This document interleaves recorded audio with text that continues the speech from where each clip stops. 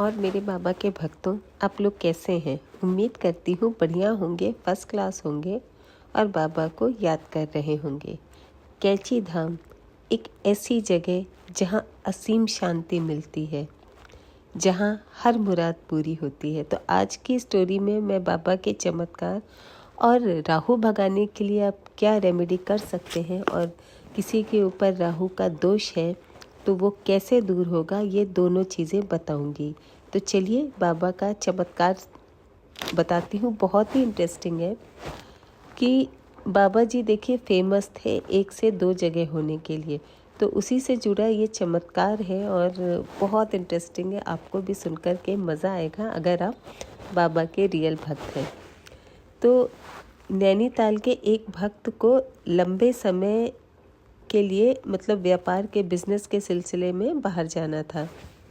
वह जाने से पूर्व जो है मतलब जाने के पहले महाराज जी के दर्शन करना चाह रहा था।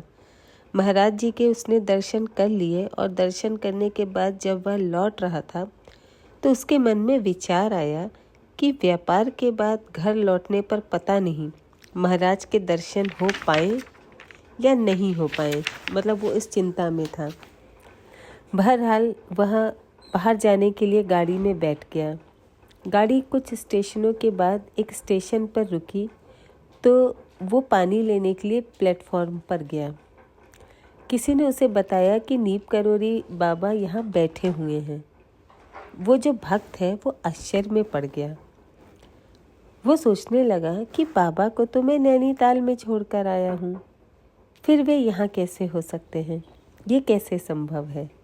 पर आप सब जानते हैं बाबा क्या क्या चमत्कार करते हैं, कैसे चमत्कार करते हैं।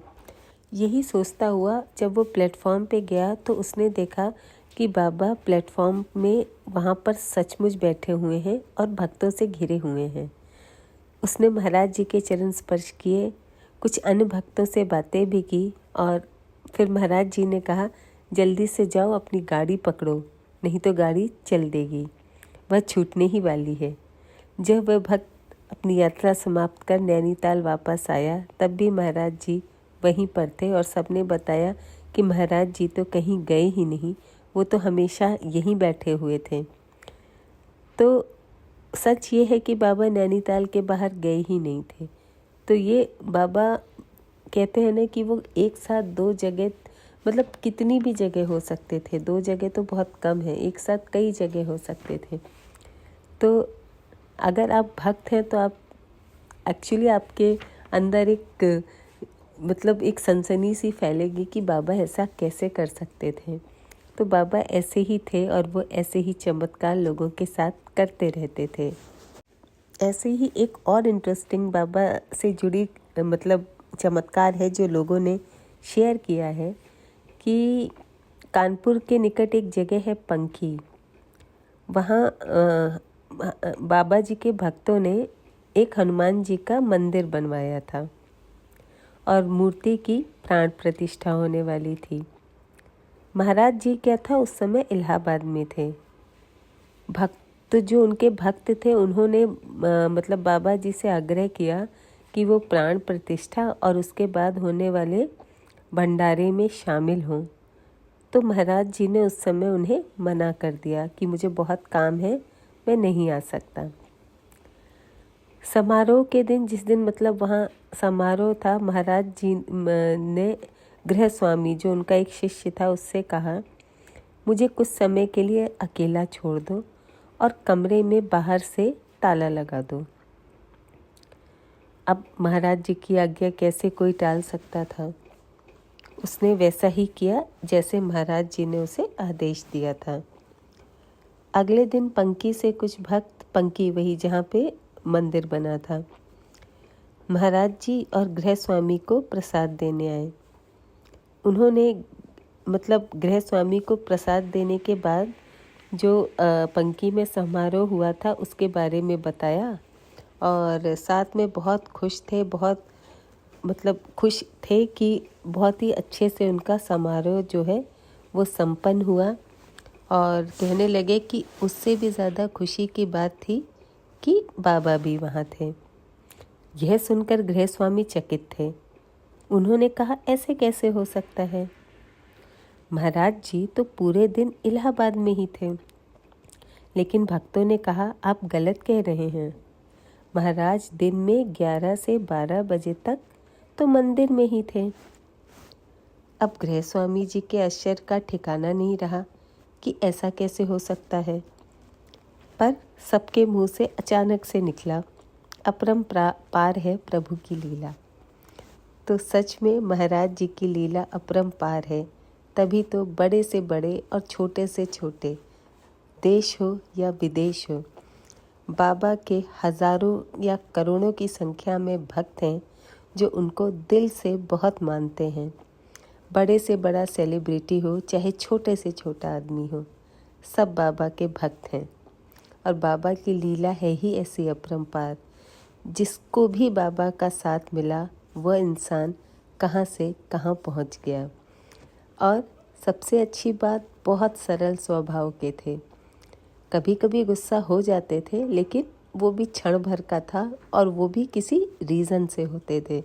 ऐसा नहीं है बेवजह वो कभी भी गुस्सा नहीं होते थे। तो ऐसे थे हमारे बाबा, ऐसी थी उनकी शक्ति। किस पर कृपा बरसानी है बाबा पहले ही तय कर लेते हैं। और अभी भी बाबा की कृपा लोगों पे बेशुमार बरसती है। बस कंडीशन ये है कि बाबा की पूजा दिल से करिए। और बाबा को राम का नाम लेना बहुत पसंद था, क्योंकि हनुमान जी भी तो अपनी पूजा से ज़्यादा राम जी का नाम सुन कर के खुश होते थे। इसीलिए हर पूजा में जो भी हनुमान जी की पूजा हो, सुंदर कांड हो, उसमें पहले राम जी का नाम ज़रूर लिया जाता है। क्योंकि हनुमान जी की पूजा, बाबा की पूजा कभी सफल नहीं होगी अगर उसमें हनुमान जी का नाम, राम जी का नाम ना आए।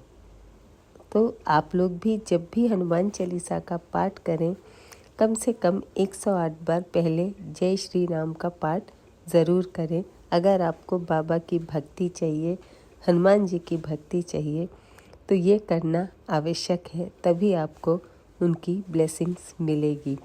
और कोई भी आपकी इच्छा हो, जैसे कहते हैं ना कि कुछ इच्छा है, नौकरी नहीं लग रही, जॉब नहीं लग रही, फैमिली प्रॉब्लम है, मतलब हेल्थ प्रॉब्लम है, कैसी भी प्रॉब्लम है, बाबा के आगे बैठ जाइए। आप देखिएगा थोड़े दिनों में वो प्रॉब्लम आपकी सॉल्व हो जाएगी। ये 100% गारंटी है।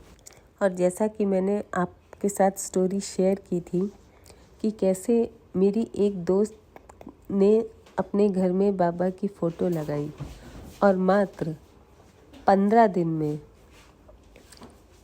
में उसकी किस्मत ऐसी चमकी कि आप बिलीव नहीं करेंगे। नौकरी नहीं थी, पैसे नहीं थे, और 15 दिन के अंदर उसने मकान भी खरीदा, उसके हस्बैंड की नौकरी भी लग गई और नौकरी भी ऐसी लगी कि उससे कहीं बेहतर। चलिए, बाबा के चमत्कार अनगिनत हैं। हम सुनाते थक जाएंगे और आप सुनते थक जाएंगे।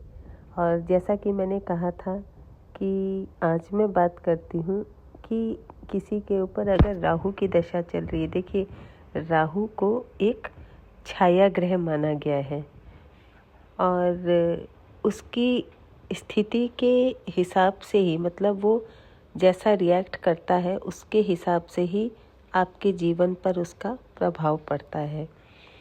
तो वो एक छाया ग्रह है। तो कहते हैं ना कि राहु की छाया से कैसे बचा जाए। एक तो जो मैं हमेशा से कहती हूँ कि नाम जप तो एक ऐसा उपाय है, और हनुमान चालीसा और हनुमान जी के बहुत पावरफुल मंत्र हैं जिनसे राहु का बचाव किया जा सकता है। और सब राहु जितने भी ग्रह थे वो सब हनुमान जी के अधीन थे।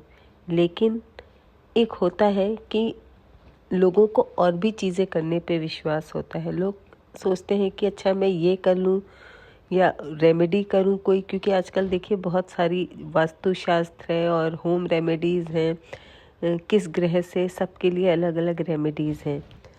तो मेरा पहली प्रायोरिटी होती है कि आप हनुमान चालीसा पढ़ें और हनुमान जी का नाम जप करें, श्री राम का जप करें। आपको कोई भी किसी चीज़ में बाधा नहीं होगी।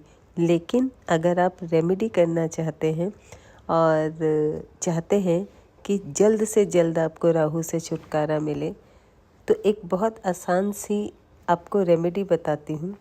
आपको 5 लौंग लेनी है, 5 कपूर लेना है, खड़ा नमक लेना है, 1 पीस बड़ा, 1 फिटकरी लेनी है और इन सब को आपको अपने बाथरूम में, जो भी आपके घर में जितने भी बाथरूम है, शनिवार को रखना है और शनिवार को ही उसे चेंज करना है। ये राहु को भगाने की बहुत पावरफुल रेमेडी है, क्योंकि राहु से आपको नुकसान हो सकता है।